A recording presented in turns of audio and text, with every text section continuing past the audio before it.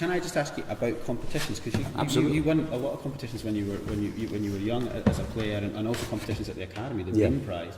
It's hard to have a general view, I guess, of competitions. I think that that was fantastic getting that Ramirez guitar, and some competitions can really put people on the map. But do you have a feeling about that competitive nature? I don't have a competition here at this retreat. Do you know it? It's much more just kind of a celebration of artistry, let's say. But I don't think competitions are all bad. I'm not against them, but I wanted to hear your thoughts. No, I'm kind of in the middle as well. But I can't really say anything negative about them because I won some and they were really helpful.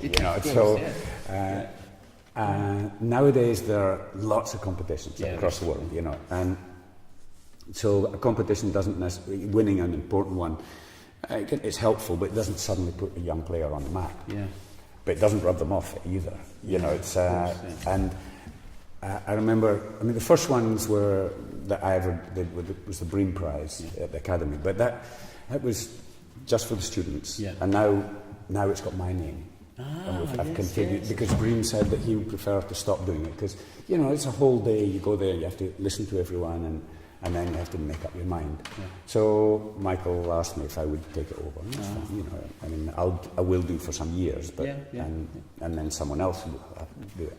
But so the way it went was Julie Bream would come up from where he lived in Dorset or whatever, and I was 16.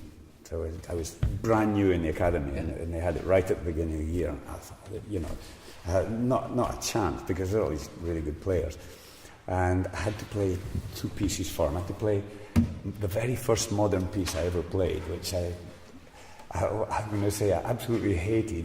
But I met the composer after. It was Stephen Dodgeson, and I kind of the partita, and I kind of got to like it. But at that time, I just didn't understand this stuff, Well, I write these notes. And the other piece I played was.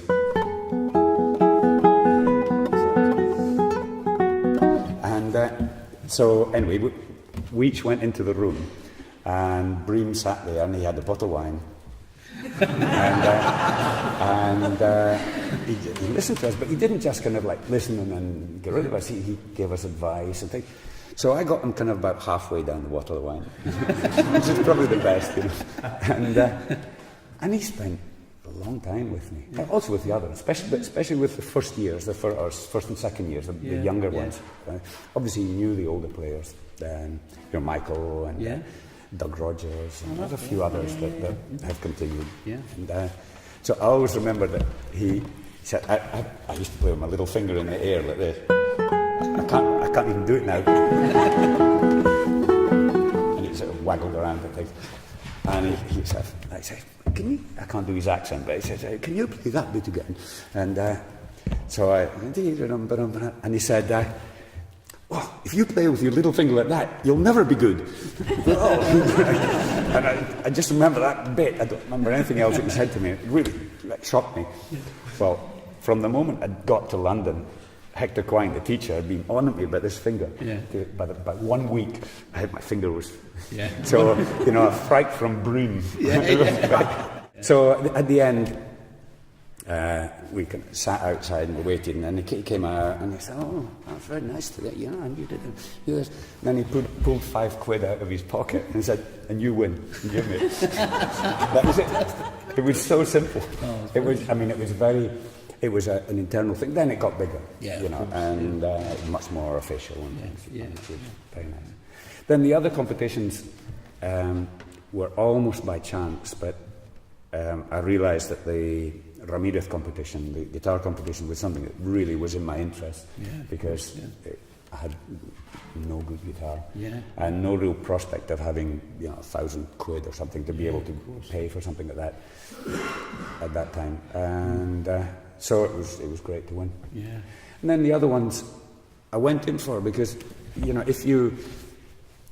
when you finish studying at the academy, you have to teach. Just to live, and I was teaching in 5 schools in London, a morning here and then an afternoon there and then a free day and another one over there. And it's really wearing when you're trying to practice for your own pieces and trying to sort of, hopefully you get a little concert in 3 months' time and you're teaching even if you're only teaching 20 hours, but you probably have to travel another 10 to do that, you know. So that basically it's got rid of your week, and then when you get home, you know, you've been. I mean, some kids are great at things, but teaching in some schools is, well, those of you who've done it, it's sometimes really wearing because the kids they only take guitar because they don't want to do gymnasium. You know, they just want to. You know, some of them are great. Yeah. Some of them are not, and it's a lot of effort for a young kind of, you know, a guitarist who wants to do their own thing. Yeah. So when a competition says, I don't have to teach for 6 months. You know, it's just like it was suddenly different, and so I went in for another one. You know, just like that. It wasn't anything that am I for or against competitions at that point. And I didn't even think of them as some sort of stepping stone for a career or anything. It wasn't. That was. It just, wow, you know, it just suddenly changed how my life was in London. I didn't have to go and teach because I had enough money to simply pay the rent for my gigs. Yeah, and you can practice all the time. Practice, that's right. And so then coming round to the essence of your question, I mean, some people don't need to do competitions, and some careers and some players have developed completely without competitions. Nowadays, there are what we call concurseros in Spanish. Concurseros means competition guys, you know. I don't do juries, but I've had to do just had to do a couple this year or last year. You see exactly the same people. There are some people who obviously they're super ability. You know, they're very, very agile players. I mean, wonderful players, very solid, nerves of steel, and so they go up there. And they really play. And now, does that make them into concert players or not? It doesn't disqualify them. You know. But sometimes the most median one is the one that actually gets the most points because they take the fewest risks musically. But I must say, last week in the States, there's a French boy who won in front of me, 3 others. I didn't hear him, but everybody said he was so musical because 1 or 2 people said he was the least accurate. Okay. But I'm really glad that he was by far the most exciting. It seems, you know, and so that is often not valued in the competition. Well, it's valued, but then said, but he screwed up here and here and here. You know, and if you screw up too often in a competition. You know, it's hard. Well, it's also the culture. I think sometimes in a competition you feel yourself, if you've made one mistake, then you're out. Well, that also happens in concerts, though. You know, concerts, it's also, for a young player, it's a little bit ruthless, you know, that people are comparing you to John Williams or something, you know.